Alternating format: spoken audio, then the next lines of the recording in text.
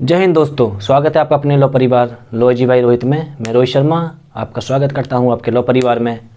आज हम आप लोगों के लिए लेके आए हैं करंट अफेयर की एक नई सीरीज, जिसमें आपको डेली सुबह 7 बजे करंट अफेयर्स की आपकी क्लास होगी, जिसमें आपको डेली करंट अफेयर्स पढ़ाया जाएगा और आपके सभी one day exam UPSC and state PCS, UP PCSJ और जुडिशरी एग्जाम एंड एपीओ सबके लिए वो सफिशेंट होगी, बहुत इंपॉर्टेंट होगी, जिसकी फ़र्स्ट क्लास जो आज से स्टार्ट हो रही है।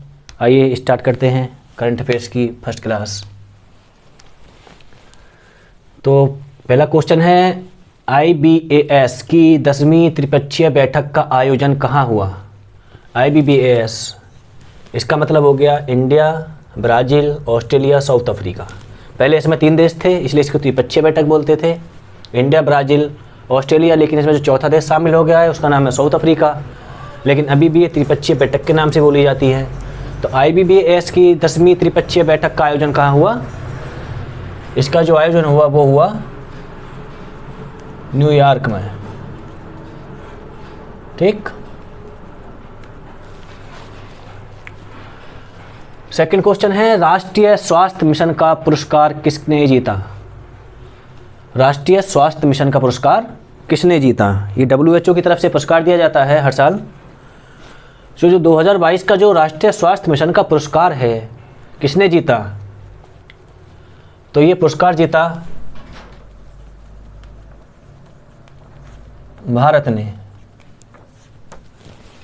नेक्स्ट क्वेश्चन है, संघाई जिसको बोलते हैं SCO की अध्यक्षता किसको मिली है? यानी कि 2023 की जो SCO की अध्यक्षता है वो किसको मिली है? 2022 की मिली थी उज्बेकिस्तान को, लेकिन 2023 की अध्यक्षता किसको मिली है? तो जो 2023 की संघाई की जो अध्यक्षता मिली है वो मिली है भारत को। और इसी में एक सवाल और बनता है कि संघाई की जो अध्यक्षता भारत को मिली है, किस शहर को भारत के को सांस्कृतिक राजधानी घोषित किया गया है? तो वो है आपका वाराणसी। इसको भी इसके साथ याद रखना, ठीक है। वाराणसी को सांस्कृतिक राजधानी संघाई की बनाया गया है, ठीक है। नेक्स्ट क्वेश्चन, यूनिसेफ बाल कोष का सद्भावना राजदूत नियुक्त किया है। ये UN से सवाल है आपका, यूनाइटेड नेशन से, कि यूनिसेफ ने यूनिसेफ बाल कोष का सद्भावना राजदूत नियुक्त किया है। तो इसको नियुक्त किया है वो है युगांडा की एक लड़की है, 21 वर्षीय, जिसका नाम है वेनेसा नकाटे।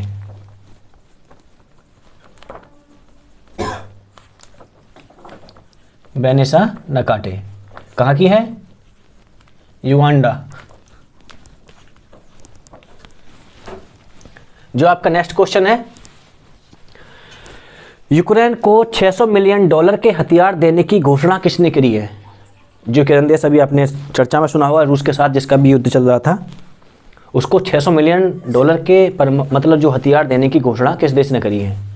तो कौन देश है वो देश है आपका अमेरिका।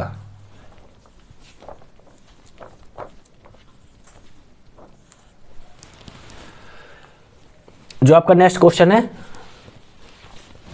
रूस ने यूक्रेन के कौन से 2 क्षेत्रों को नए गणराज्य के रूप में मान्यता प्रदान कर दी?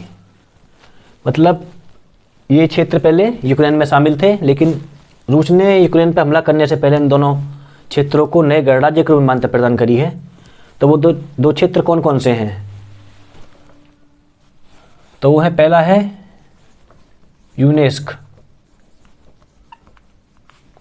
और जो दूसरा है वो है दोहेस्क। ये पश्चिमी यूक्रेन के 2 क्षेत्र हैं जिनको नए गणराज्य के रूप में मान्यता मिली है, ठीक है ना। जो आपके रूस के आपके जो राष्ट्रपति हैं व्लादिमीर पुतिन, उन्होंने बोला था कि सोवियत संघ का ये हिस्सा थे, और इनको जो हमारे पूर्व के जो राष्ट्रपति थे व्लादिमीर लेनिन, उन्होंने इन दोनों को मतलब यूक्रेन को भी उन्होंने एक नए गणराज्य में मान्यता प्रदान कर दी थी, लेकिन यूक्रेन एक सोवियत संघ का ही हिस्सा था, ठीक है। G7 यानी ग्रुप 7 विश्व के 7 विकसित देशों का देश है, जिसको G7 बोलते हैं, यानी ग्रुप 7। तो यह सवाल यह है, ग्रुप 7 देश किस देश के साथ मूल्य सीमा प्रणाली के लिए सहमत हुआ है? ठीक है,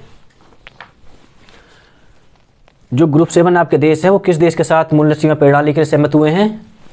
तो वो हुए हैं रूस के साथ। ठीक, नेक्स्ट क्वेश्चन, रक्षा के रूप में परमाणु हथियारों को अधिकृत करने वाला देश कौन सा है? यानी कि परमाणु हथियारों को अधिकृत करने वाला है, उसने बोल दिया कि परमाणु हथियार रक्षा के रूप में हमारे लिए अधिकार स्वरूप हैं। तो ऐसा तो बस एक ही देश हो सकता है जो सबसे अलग हट के चलता है। वो कौन है? वो उत्तर कोरिया, सन की तानाशाह। ठीक, नेक्स्ट क्वेश्चन, भारतीय मूल के किस व्यक्ति ने यूएसए के विदेश विभाग का प्रधान उप प्रवक्ता बनकर इतिहास रचा?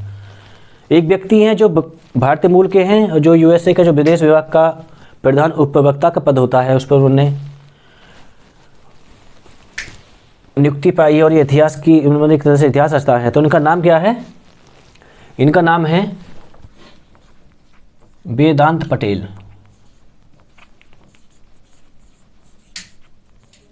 ठीक, नेक्स्ट क्वेश्चन, इंटरपोल के यौन शोषण डेटाबेस में शामिल होने वाला 68वां देश कौन सा है? यानी कि जो इंटरपोल है आपकी इंटरनेशनल जो पुलिस होती है उसके जो यौन शोषण डेटाबेस में शामिल होने वाला 68वां देश कौन सा है? तो वो देश है आपका देश भारत। ये थे आपके आज के मोस्ट इंपोर्टेंट करंट अफेयर्स के कुछ क्वेश्चन जो आपके सभी one day exam, UPSC, state PCS और यूडीसी एग्जाम में आने की पूरी संभावना है।